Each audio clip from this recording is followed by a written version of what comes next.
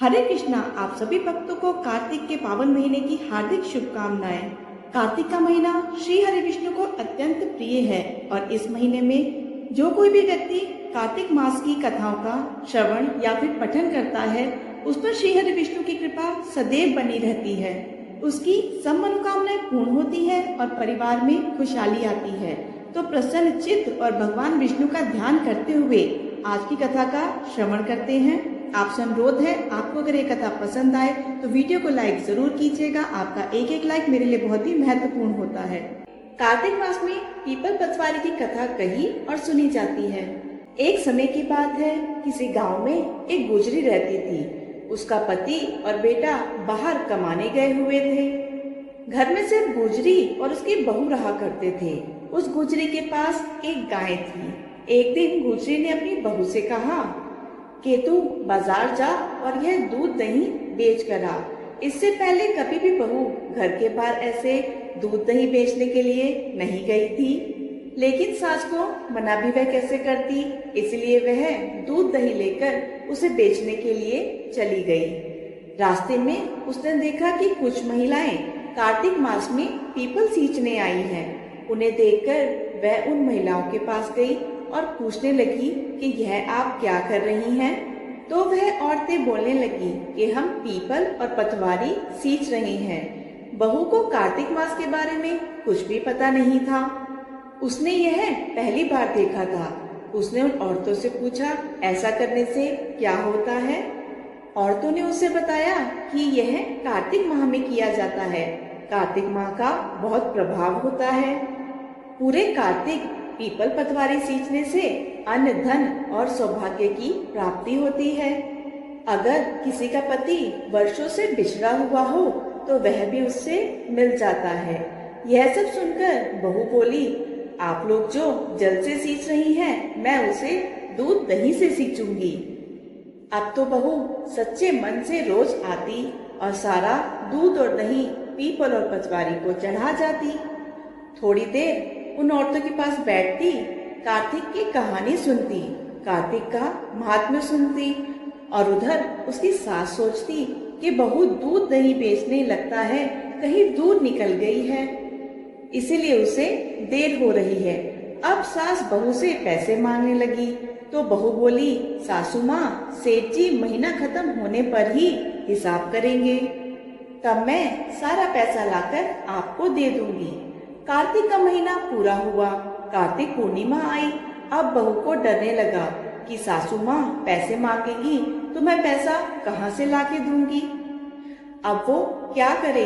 अगर सास को पैसे नहीं मिले तो वह बहुत नाराज होंगी। अब बहू गई और पीपल के पास जाकर बैठ गई। वहां जाकर वह जोर जोर से रोने लगी।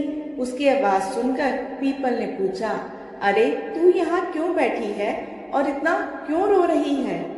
इस पर बहू बोली, मेरी सास दूध दही के पैसे मांगती है।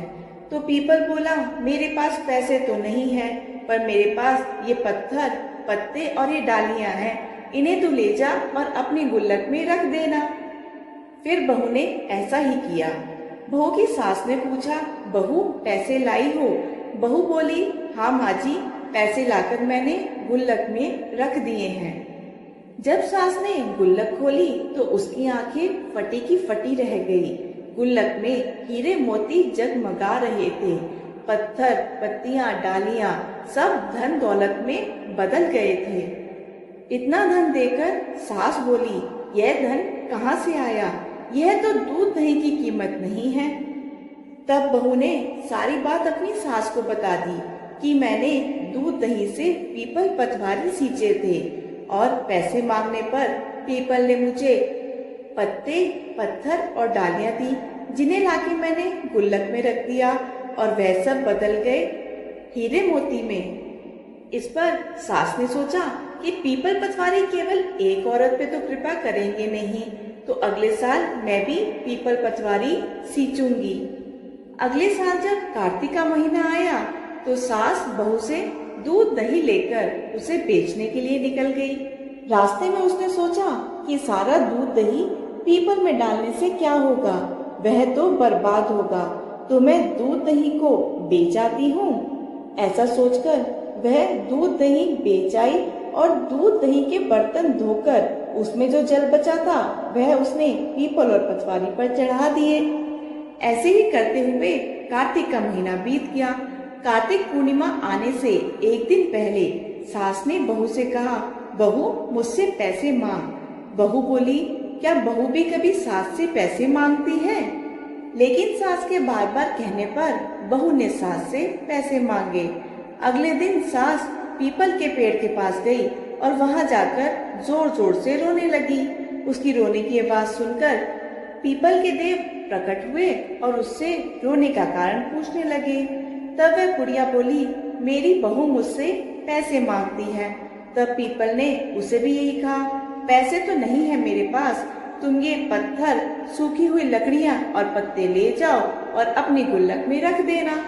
सास ने ऐसा ही किया। थोड़ी देर बाद जब बहू ने गुल्लक खोली तो उसमें कीड़े मकोड़े चल रहे थे। बहू ने सास से पूछा, सासू माता ये सब क्या है? वह सब देखकर सास भी हैरान रह गई और बोलने लगी, पीपल पटवारी ने तो तुझे धन दिया, पर मुझे यह कीड़े मकोड़े क्यों दिए? फिर वहीं कार्तिक के देव प्रकट हुए और बोले, तुम्हारी बहू ने कार्तिक का पूजन सच्चे मन से किया था और तुमने कार्तिक का पूजन लालच में रहकर किया था। सास ने कार्तिक के देव से क्षमा मांगी। सास ने कहा, हे कार्तिक देव, मेरी भूल क्षमा करे। अगले साल मैं और मेरी बहू साथ में मिलकर स्नान दान आदि करेंगे और पीपल पटवारी भी सींचेंगे। हे पीपल के देव और पटवारी माता, जैसे सास बहू को अन्न धन दिए, वैसे ही इस कथा को सुनने वाले, कहने वाले और हुंकारा भरने वाले सभी भक्तों के भंडारे भरना, उन पर कृपा करना। हम सुनेंगे सीता माता से जुड़ी एक कहानी जो स्वयं देवी लक्ष्मी का रूप थी। ऐसी मान्यता है, जो भी इस कथा को सुनता है उसके जीवन में सुख, समृद्धि, शांति भरपूर होती है। धन्य धान्य से उसके भंडारे सदैव भरे रहते हैं। जब भगवान श्री राम वनवास काट रहे थे, तब माता सीता ने नित्य नेम की कहानी कहने का 12 साल का नियम ले रखा था। राम आए, लक्ष्मण आए, देश के पुजारी आए, नित्य नेम का नेम लाए। आओ राम, बैठो राम, तपी रसोई जियो राम, माखन मिश्री खाओ राम, दूध बताशा पियो राम, सूत के बल का मोठो राम, शाल दुशाला ओढ़ो राम, शाल दुशाला ओढ़ो राम, जब बोलो जब राम ही राम, राम सवारे सबके काम, खाली घर भंडार भरेंगे, सबका बेड़ा पार करेंगे, श्री राम जय जय राम। यह कहानी सीता माता रोज कहती थी और श्री राम इसे सुना करते थे। एक दिन श्री राम भगवान को किसी काम के लिए बाहर जाना पड़ गया, तो सीता माता कहने लगी कि भगवान, मेरा तो 12 वर्ष का नित्य नेम है, अब आप बाहर जाएंगे तो मैं अपनी कहानी किसे सुनाऊंगी? श्री राम ने कहा कि तुम कुएं की पाल पर जाकर बैठ जाना और वहां जो औरतें पानी भरने आएंगी उन्हें अपनी कहानी सुना देना। सीता माता कुएं की पाल पर जाकर बैठ गई। एक स्त्री आई, उसने रेशम की जरी की साड़ी पहन रखी थी और सोने का घड़ा ले रखा था। सीता माता उसे देखकर कहने लगी, बहन, मेरा 12 वर्ष का नित्यनेम है, तुम सुन लो। वह स्त्री बोली कि मैं तुम्हारा नित्यनेम नहीं सुन सकती, मुझे घर जाने में देरी हो जाएगी और मेरी सास मुझसे लड़ेगी। उसने कहानी नहीं सुनी और वहां से चली गई। घर जाते जाते उसकी रेशम की जरी की साड़ी फट गई, सोने का घड़ा मिट्टी के घड़े में बदल गया। सास ने देखा तो पूछा, ये किसका दोष अपने सिर लेकर आ गई है?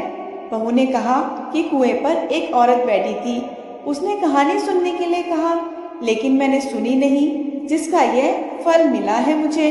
बहू की बात सुनकर अगले दिन वही साड़ी और घड़ा लेकर सास कुएं की पाल पर गई। वहां पर उन्हें सीता माता बैठी मिली। सीता माता ने बोला, बहन, मेरी कहानी सुन लो। तो सास बोली, एक बार क्या, मैं 4 बार तुम्हारी कहानी सुन लूंगी।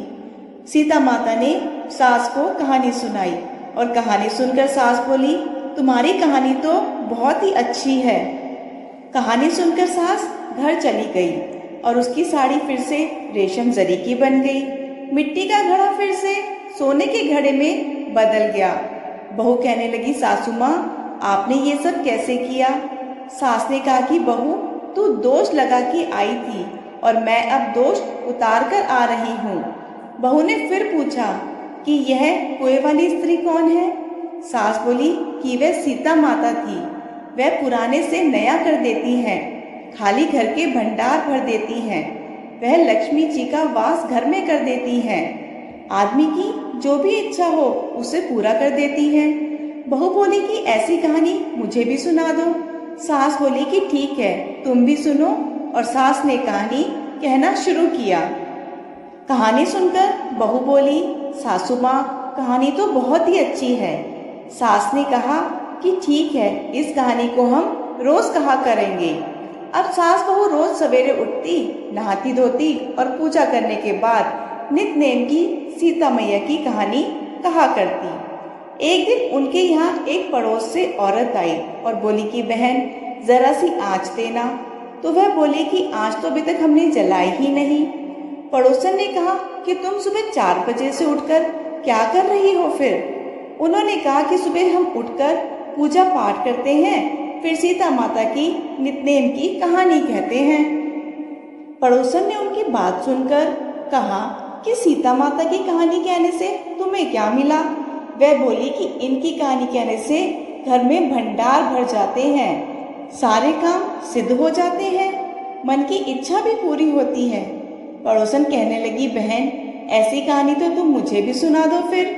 वह बोली ठीक है, तुम भी यह कहानी सुन लो। सास ने पड़ोसन को भी सीता माता की नित्नेम की कहानी सुनाई। सारी कहानी सुनने के बाद पड़ोसन कहने लगी, बहन कहानी तो मुझे बहुत ही अच्छी लगी। अब वह पड़ोसन भी नित्नेम की सीता माता की कहानी कहने लगी। कहानी कहने से सीता माता ने पड़ोसन के भी भंडार भर दिए। अब तो पूरे मोहल्ले में नित्नेम की कथा चल पड़ी।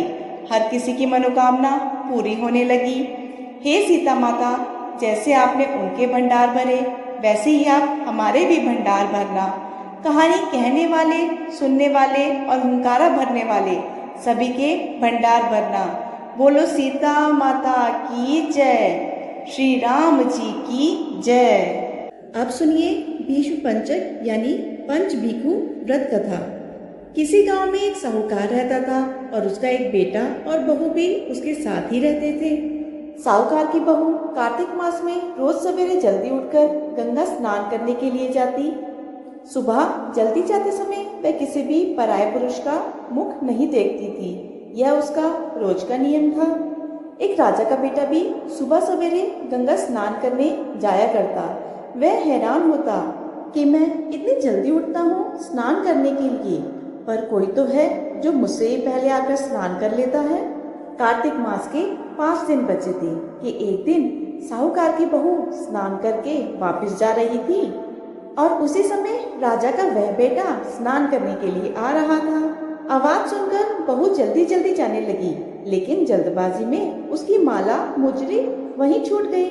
राजा के बेटे ने उसकी माला मुजरी उठा ली और सोचने लगा, जिस स्त्री की माला मुजरी इतनी सुंदर है वह स्त्री स्वयं कितनी सुंदर होगी। तब उसने पूरे गांव में घोषणा करवा दी, यह जिसकी माला मुजरी है वह 5 रात मेरे पास आएगी। साहूकार की बहू ने कहलवा दिया, मैं 5 रात आऊंगी, पर किसी को साग भरने के लिए बैठा देना। राजा के बेटे ने एक तोते को पिंजरे में बंद करके गंगा किनारे एक पेड़ पर टांग दिया। बहू सुबह सवेरे आई, पहली पैड़ी पर पैर रखा और बोली, हे कार्तिक के ठाकुर राय दामोदर, 5 पांडु, 6 नारायण, भीखम रह जा, उस पापी को नींद आ जाए। राजा के बेटे को सचमुच नींद आ गई।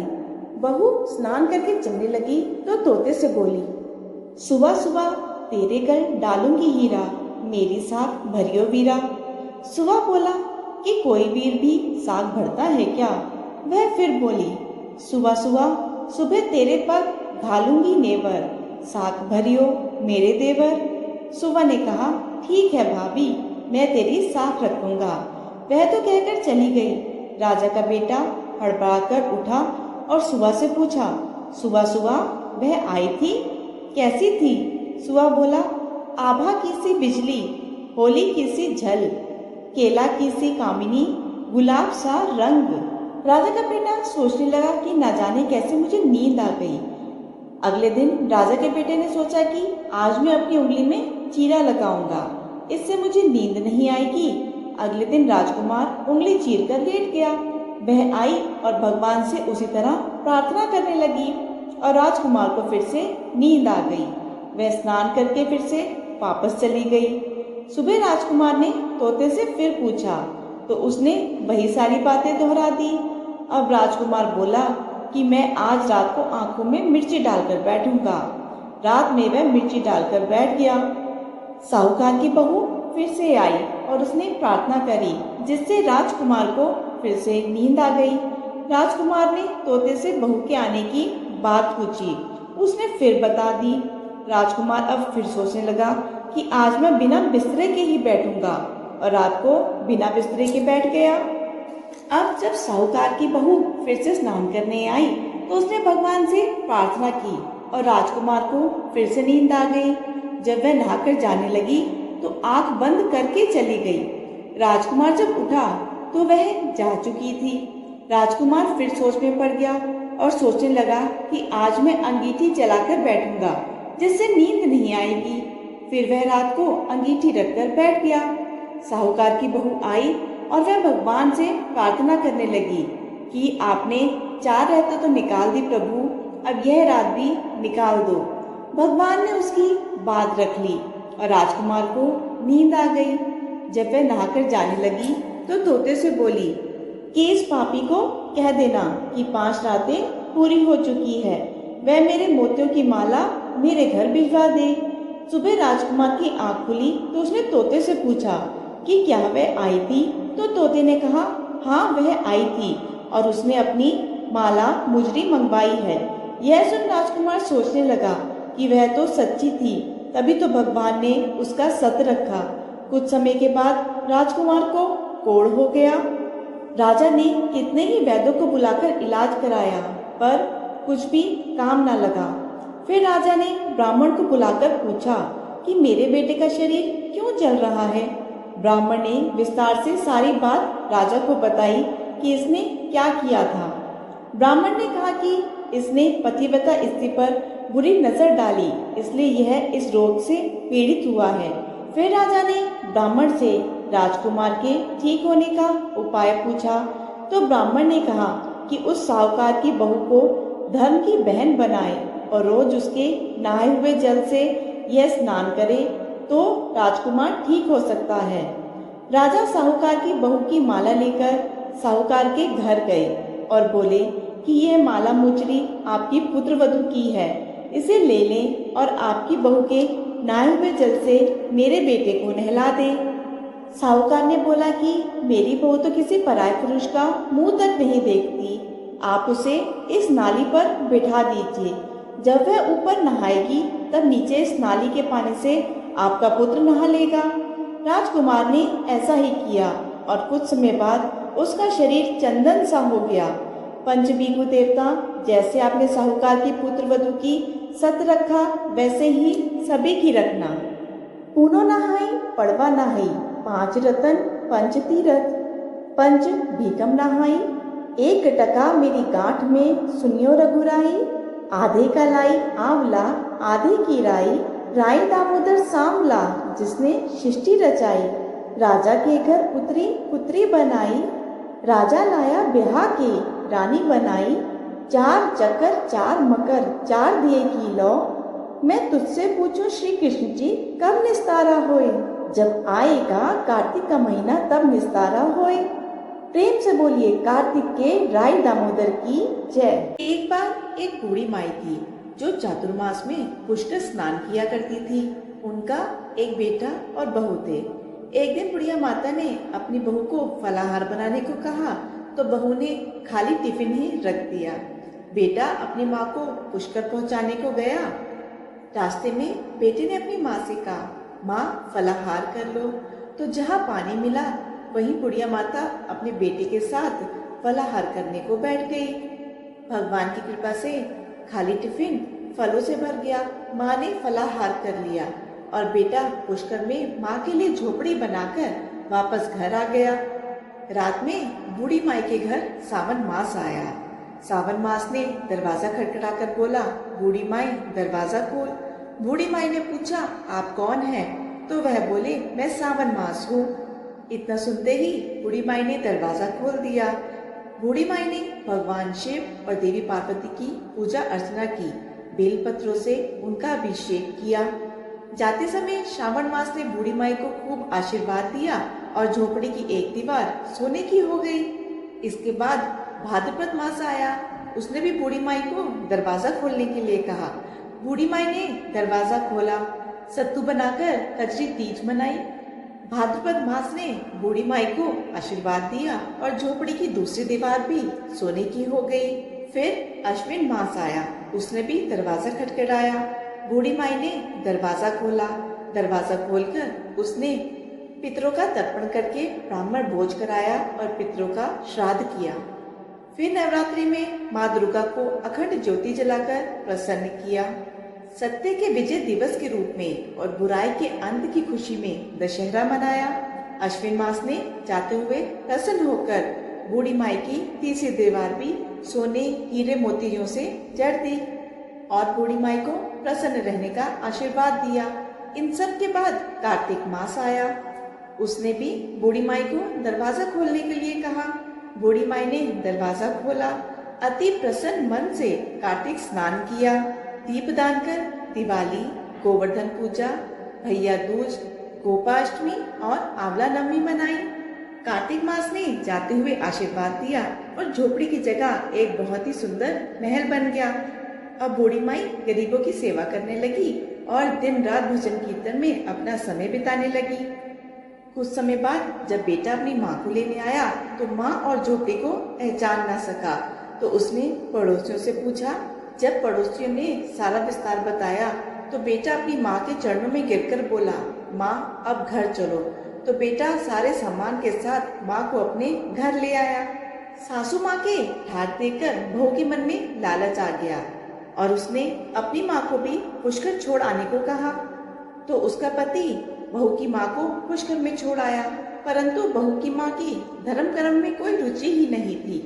वह तो 4 समय भोजन करती और दिन भर सोती रहती। चारों मास उसके दरवाजे पर भी उसी तरह आए जैसे बूढ़ी माई के दरवाजे पर आए थे और चले गए। जाते वक्त वो जो झोपड़ी थी वह भी गिर गई, पर बहू की माँ पुण्य मिलने के बजाय गधी की योनि में चली गई, क्योंकि स्त्री लक्ष्मी जी का रूप है और लक्ष्मी जी की तरह चंचल होनी चाहिए, निश्चल होना चाहिए, भगवान की पूजा और अतिथि का मान सम्मान करना चाहिए, दान पुण्य करना चाहिए। कुछ समय के बाद बहू ने अपने पति से कहा कि जाओ और माँ को लिवा लाओ। जवाई जब अपनी सास को लेने गया तो वह कहीं नहीं मिली, तो उसने अपनी सास के बारे में पास पड़ोसियों से पूछा। तो पड़ोसियों ने कहा कि तुम्हारी सास तो कोई भी दान पुण्य पूजा पाठ का काम करती नहीं थी, वह तो सारे दिन केवल खाती और सोती रहती थी, जिससे वह गधी की योनि में चली गई। तो जवाई ने देखा कि वहां पर एक गधी खड़ी हुई है, तो वह उस गधी को यानी अपनी सास को अपने साथ अपने घर ले आया। तब उसकी पत्नी ने पूछा कि मेरी माँ कहाँ है? तो उसके पति ने कहा कि तुम्हारे लालच की वजह से तुम्हारी माँ गधी की योनि में आ गई है। बड़े बड़े ब्राह्मणों, विद्वानों और ऋषि मुनियों के पूछने पर उन्होंने बताया कि तुम्हारी सास के स्नान किए हुए पानी से अगर तुम्हारी माँ स्नान करे तो उन्हें गधी की योनि से मुक्ति मिल जाएगी। तब बहू ने ऐसा ही किया और उसकी माँ पुनः मनुष्य योनि में आ गई। हे राधा दामोदर भगवान, जैसा बुढ़िया माई को दिया वैसा सबको देना। इस कथा के कहने वाले, सुनने वाले और हुंकारा भरने वाले सबको देना। तो ऐसे ही एक बूढ़ी माई भी थी जो कार्तिक के महीने में तुलसी जी को जल से सींचने जाया करती थी, और जब वह जाती तो तुलसी माता से कहा करती थी, हे तुलसी माता, सत्य की दाता, मैं तेरा बिरवा सींचती हूँ, मुझे बहू दे, पीले रंग की धोती दे, मीठा रास दे, बैकुंठ में वास दे, अच्छी मौत दे, चंदन का काट दे, अच्छा राज दे, खाने को दाल भात दे, और एकादशी के दिन कान्हा जी का कांधा दे। बुढ़िया की बातें सुनकर तुलसी माता धीरे धीरे सूखने लगी। तुलसी माता को इस प्रकार सूखता हुआ देखकर भगवान कृष्ण ने उनसे पूछा कि हे तुलसी, तुम प्रतिदिन सूखती क्यों जा रही हो? तुलसी माता कहने लगी, बस मेरे मन की बात ना पूछो। भगवान कहने लगे, अरे मैं नहीं पूछूंगा तो कौन पूछेगा? तब तुलसी माता कहने लगी, एक बुढ़िया आती है और अपनी बात कहकर चली जाती है। मैं तो उसकी सब बातें पूरी कर दूंगी, पर कान्हा जी का कंधा कहाँ से लाके दूंगी? तुलसी जी की यह बात सुनकर भगवान श्री कृष्ण कहने लगे, वह बुढ़िया मरेगी तो मैं अपने आप ही कांधा देने आ जाऊंगा। तुम ये बात उस बुढ़िया माई से कह देना। इसके बाद कुछ दिनों के बाद वह बुढ़िया माई मर गई। बुढ़िया माई के मरने पर पूरा गांव इकट्ठा हो गया।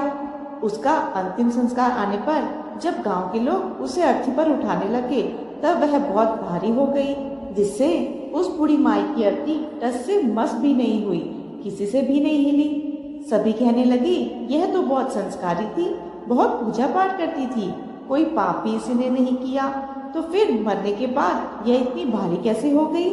बूढ़े ब्राह्मण के वेश में वहां श्री कृष्ण आए और कहने लगे, अरे भाई ये भीड़ कैसी लगी है? तब गांव वाले कहने लगे, एक बूढ़ी माई मर गई है और वह तो इतनी पापिन थी कि आज उसकी अर्थी ही नहीं उठ पा रही, वह अर्थी बहुत भारी हो गई है। भगवान श्री कृष्ण कहने लगे, अरे भाइयों, मुझे जरा इस बूढ़ी माई के कान में कुछ कहने दो, फिर यह अर्थी हल्की हो जाएगी और उठ जाएगी।